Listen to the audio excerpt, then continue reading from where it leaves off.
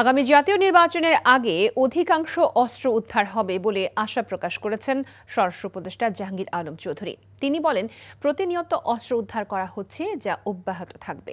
সকালে খিলগাঁওয়ে বাংলাদেশ আনসার ও গ্রাম প্রতিরক্ষা বাহিনীর সদর দফতরে সংস্থাটির ওয়েলফেয়ার ট্রাস্টের ট্রান্সপোর্ট সার্ভিসের উদ্বোধন অনুষ্ঠানে শেষে তিনি একথা বলেন।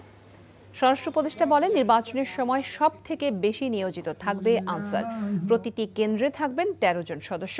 এছাড়া এবারই প্রথমবারের মতো প্রিজাইডিং অফিসারের নিরাপত্তায় অস্ত্রসহ একজন আনসার নিয়োজিত থাকবে।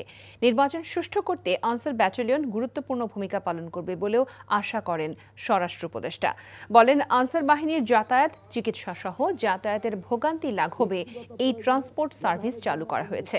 এ সময় কাভার্ড ভ্যান, বাস সহ ৩১টি পরিবহন প্রদানের আনুষ্ঠানিক উদ্বোধন করেন উপদেষ্টা। শান্তি শৃঙ্খলা রক্ষা ও জাতীয় উন্নয়নে প্রতিটি পর্বে অত্যন্ত গুরুত্বপূর্ণ ভূমিকা পালন করে আসছে। নিজেদের জীবন ও স্বার্থে পরোয়া না করে তারা নিষ্ঠা, দায়িত্ববোধ ও দেশপ্রেমের সাথে জাতির সেবায় নিয়োজিত থাকেন। বান্ডেল থাকলে প্রতি সেনমানিতে টাকা বাঁচবে। বিকাশ সেনমানি বান্ডেল কিনে জিতুন প্রতি লেনদেনে।